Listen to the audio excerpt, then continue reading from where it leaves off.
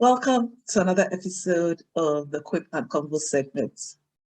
Today, I'll have the pleasure of having someone who's been my guest more than once in the Quip Corners Book Corner.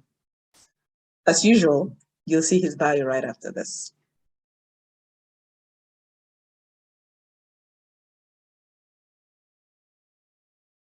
So, join us.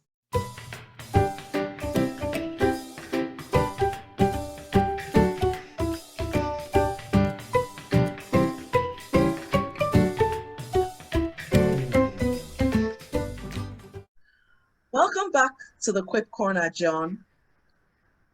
Thank you so much, Hannah. It's such a joy for me to be with you today. Yes, I'm so happy that besides being my guest in the Quip Corners Book Corner, you agreed to be my guest in the Quip and Convo segment. And if I remember correctly, you chose Quip 70. Let's see if we can find it. Yes, Quip 74 from my third book, which says, if a caterpillar does not follow the right process, it will never become a butterfly. To fulfill your purpose, you need to know and follow the right process. So I know that you love talking about purpose. So I'm not surprised you chose this one. But maybe for people who don't know you already, tell us all why you chose this one. Yeah, so like you said, I love talking about purpose because that's my main hitting book that came out last year on unveiling your purpose. The reason I chose this particular quip, which was so good because the aspect of process, what I realized is today the old world system is in a place where everybody wants everything in a click of a button. I have this vision, I have this dream, I want to see this happen in a nick of time, I want to see this become my reality right away. And we are living in an instantaneous world, instant coffee, instant machine, instant cash, everything should be instantaneous. And so they've thrown the word process out of the window, but I believe that process is so important. And Yes.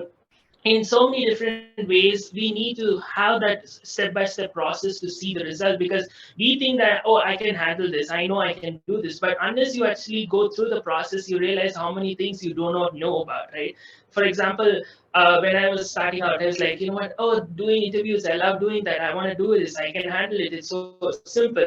But when I actually started doing it, I realized, oh my goodness, first time the layering was bad, next time the technical issue came up, one time the lighting was terrible, one time I, had low energy. One time, each time I had something to learn, and then I realized, oh my goodness, I didn't know about this unless I went through the process, right? Yeah. So imagine I organize a big meeting with millions of people, and I make the same stupid mistake I made with the first person. It's going to be a terrible case. So there is an element of process where you learn on a step-by-step process, so you are prepared to handle the weight of what is in store for you. So that is one of the main reasons I chose this. And at the same time, two things to remember. Like, I always love bringing props. So I brought this telescope of mine. So now imagine I'm at the foot of a mountain and I just look at the final destination, the top of the mountain that I want to climb to. The problem is going to be that I can see through where I need to go, but looking at it is not going to help me get to there,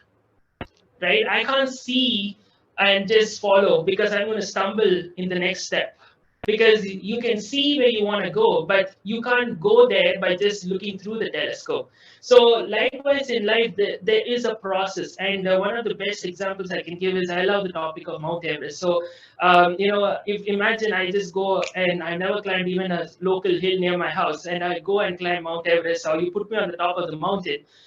The problem is that at the top of the mountain, the pressure is only one third of what it is here. The oxygen level is only one third. So I may go there and be like, wow, I reached the top, and then I'll have to go straight to the top, heaven right away. So it's going to be like that. Why? Because you need the process. You need to go through the process, and we're going to talk about that process in a couple of more minutes. But at the same time, we need to understand that we think that we can handle it, but we don't know what is in store unless we go through the process, right? Simple examples like, Rebecca in Genesis 24, the Lord just showed this and such an powerful insight. We just say, like every Christian single, I'm a Christian single out there. So every Christian single is like, oh, when will my Rebecca come into my life? Or when will my Isaac come into my life? But, it actually came at the moment when she goes and gives water to feed all the camels, right? It seems like a simple thing. Wow, she was obedient. She was, going the extra mile for.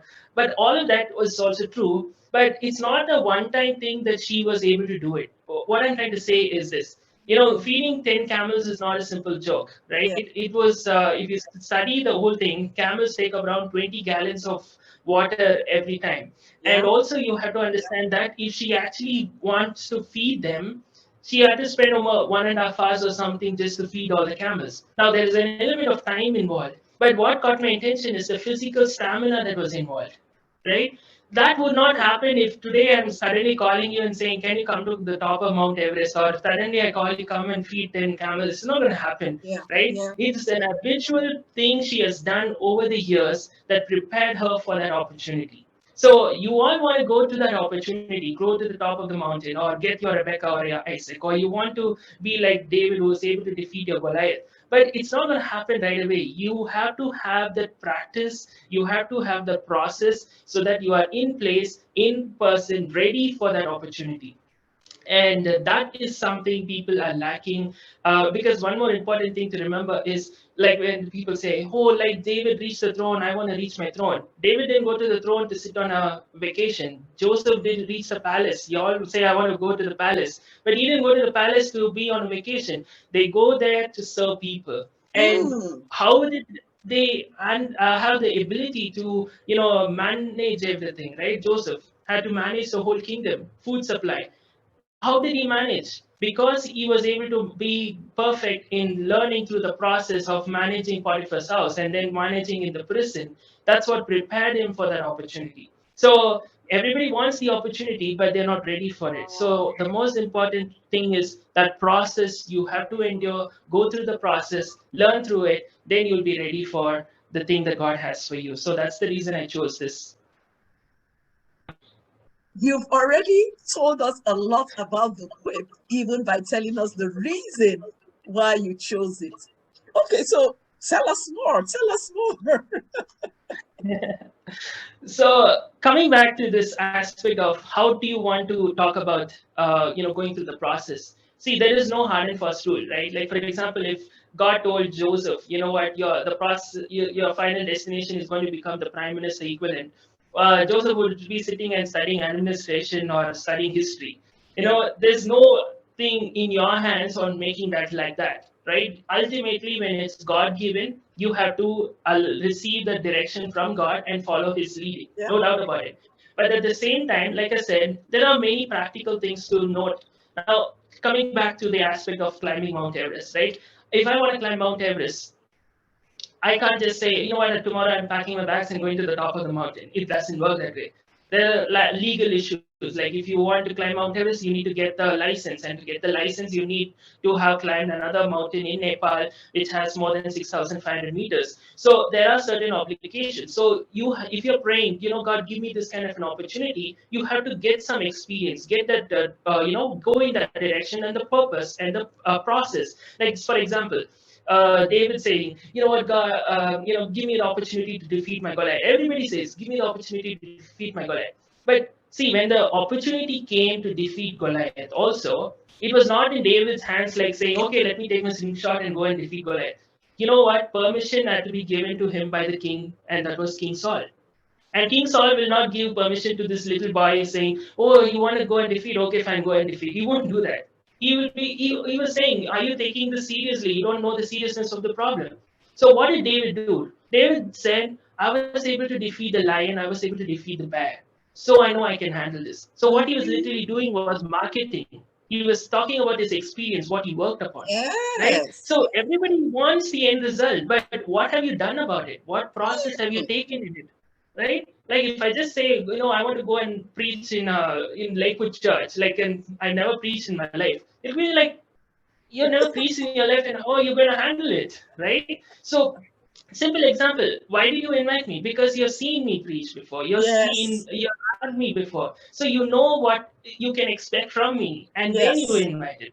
If you do not know me, I'm some total random stranger out there, you wouldn't invite, right? So same process. The reason David got opportunity to defeat Goliath was because he had some experience behind his back. He was talking about the lion and the bear. So you're saying, I want to climb Mount Everest, and you're not even climbing one local hill near your house. How are you going to manage the weight of what is in store? So take some step towards it, take some progress. And one more thing people need to understand is when you're climbing Mount Everest, there's an important aspect. It's called the process of acclimatization. Now, what is acclimatization? Is basically that you need to get adapted to that height, right? Yes. Everybody wants, like, yesterday I was what I say, I'm a sinner, today I should be a saint, no sin whatsoever. But it doesn't work that way. In every area there is an aspect of process, and that's why the Bible says you go from one degree of glory to another degree of glory. In the book of Corinthians, Yes. the Bible says the path of the righteous gets brighter and brighter. It doesn't say from brighter it goes straight to brightest. It doesn't happen. It will go gradually. That's the process God takes you. And the most important thing to notice, like when you're going towards Mount Everest, they do this process of acclimatization. Now imagine you're going from to the base camp, for example. The process is like you go to this place in Nepal called Lukla. Okay, I'm a person of details, so I just go through this. So from Lukla you go to a place called Pakting, and from Pakting you go to Namche. From Namche you go to Tengushe. From there you go to Dingushe and Lobushe and Gorekshe, and finally you reach the Everest base camp.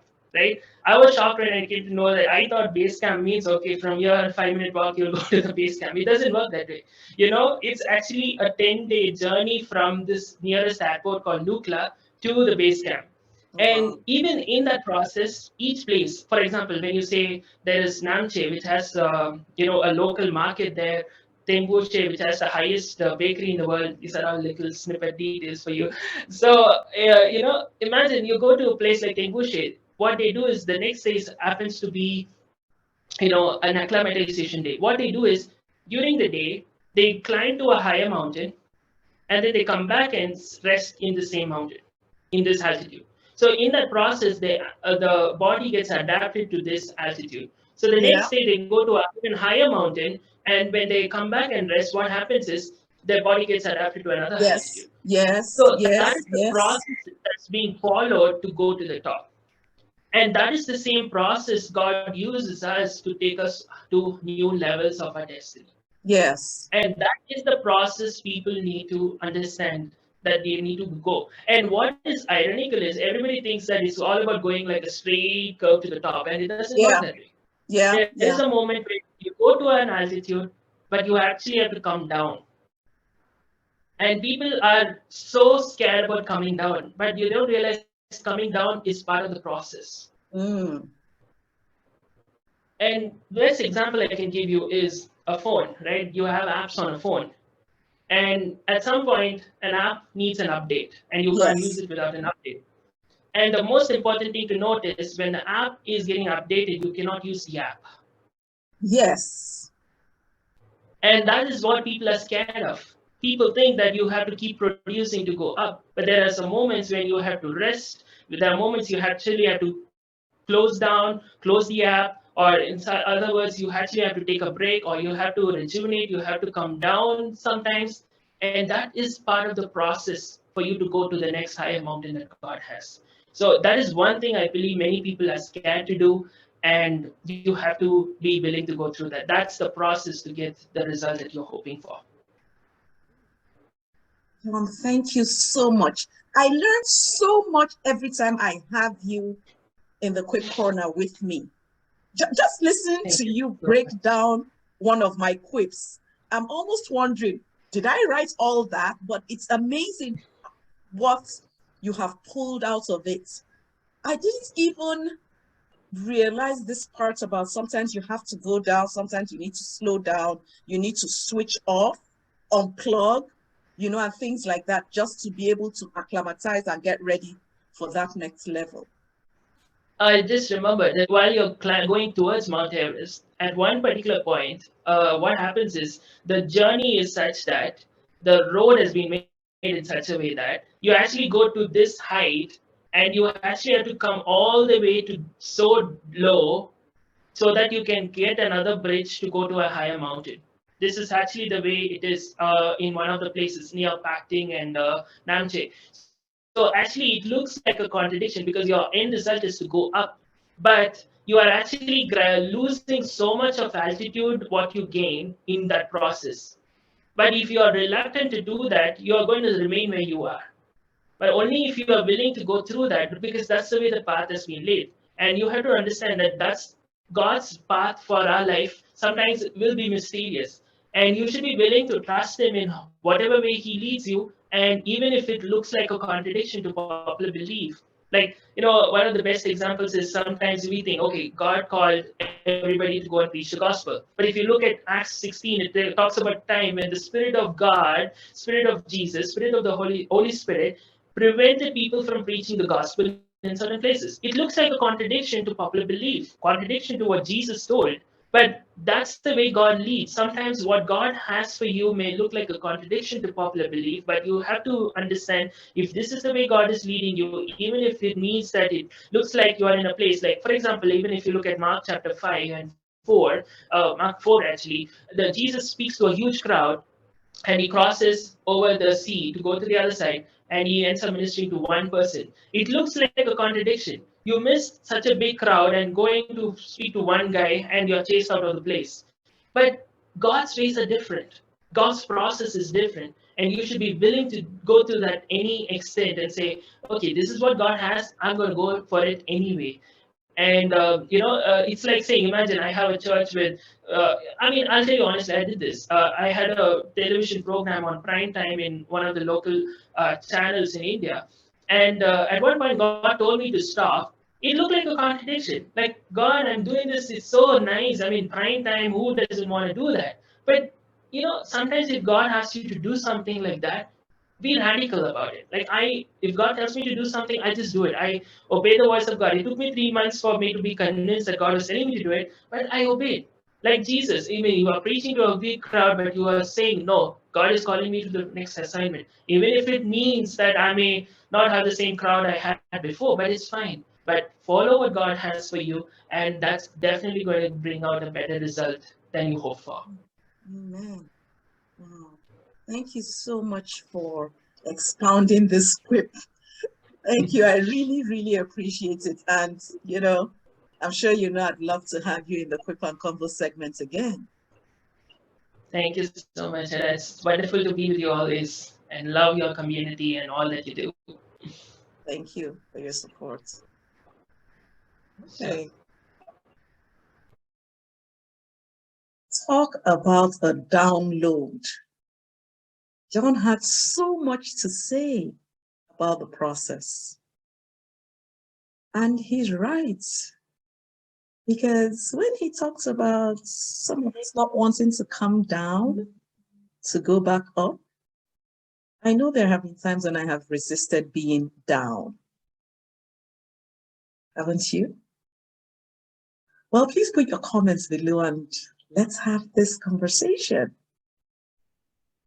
See you in the next episode of the Quip and Convo segment, or just an episode of the Quip Corner with Ada.